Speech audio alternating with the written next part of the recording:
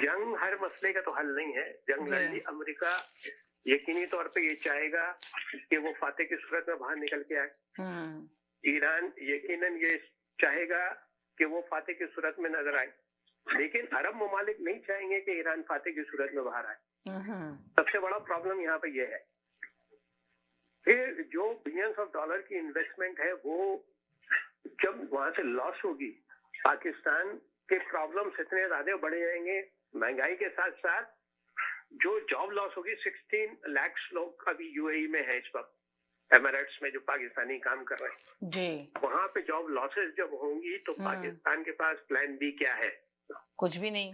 पाकिस्तान के पास plan B कोई है कि उनको कैसे अकोमोडेट करेगा जी? क्या हमारा इंफ्रास्ट्रक्चर, या हमने वर्कआउट करा है कि अगर जो शिप्स हमारे पास आना शुरू हो जाते हैं कराची में या गवादर में, तो क्या हम इस सूरत हाल को वो करने के लिए, हैंडल करने के लिए तैयार हैं? फिर दूसरी बात ये है कि जब हम मुज़ाकरात करने जाते हैं या हम मुज़ाकरात कर रहे हैं, तो क्या हम पाकिस्तानी अवाम को, अपोजिशन को एतमाद में लेके जाते हैं कि नहीं जाते हैं? क्योंकि कल, आज की अपोजिशन कल की गवर्नमेंट है, तो गवर्नमेंट को ये भी देखना चाहिए।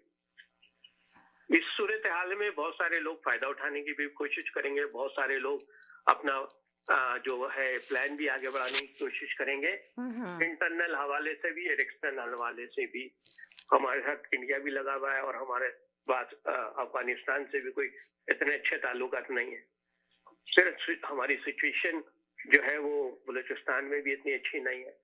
तो ये चीजें इतनी कॉम्प्लिकेटेड हैं कि इनको जल्द से जल्द इनको रिजॉल्व होना बहुत जरूरी है, वरना सिर्फ एक का नुकसान नहीं होगा, बहुत बड़ी ह्यूमैनिटेरियन क्राइसिस हो जाएगा। तो पाकिस्तान, जैसे राजभाई ने कहा, अपने कद से बुलंद जाके कोशिश कर रहा है, जो कुछ कर सकता है, और कोई भी होता है उसको यही कुछ करना पड़ता है, या इससे कुछ बेहतर कर सकते थे या करना पड़ता, वही करेगा।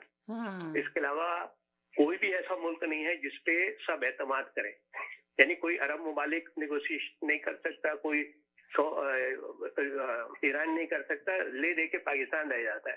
अफगानिस्तान इस काबिल है नहीं, तो पाकिस्तान ही एक ऐसा मुल्क है जिसपे सब शायद एतमाद कर ले, और वो इसकी पोजीशन बहुत अच्छी है मीडिएटर के रोल में।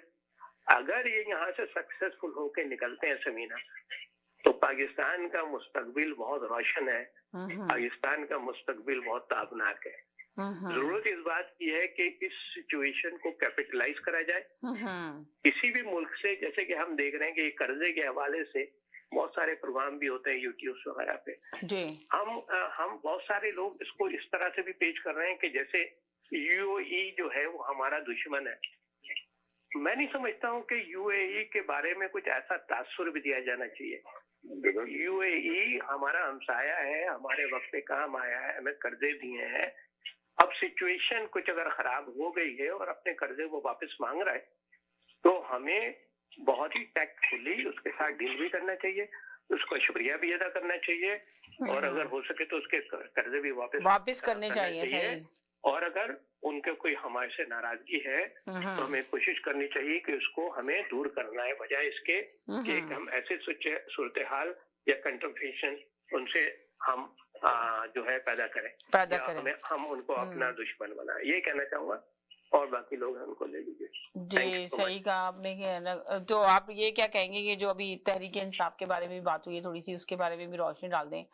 जो अलीमा खान, कल का दिन है मुलाकात का, तो कल अलीमा खान 10,000 लोगों को निकाल के लेकर आएंगी, जैसे साजिद भाई ने कहा, उन्होंने कहा 10,000 लोग जाएंगे और तहरीक दुबाई से होगी। तो आप ये बताएं कि 10,000 लोग निकल सकते हैं इस वक्त, ये जो हालात हैं अभी, तो 10,000 लोग वहाँ पे बैठेंगे जेल के बाहर या नहीं बैठेंगे, ये कहानी? 150, 200 लोग, 250 लोग निकल आए, बहुत बड़ी बात है। सूरत हाल ऐसी है नहीं कि लोग इस वक्त कोई इतना इंटरेस्ट लेंगे किसी भी पार्टी उसके अंदर।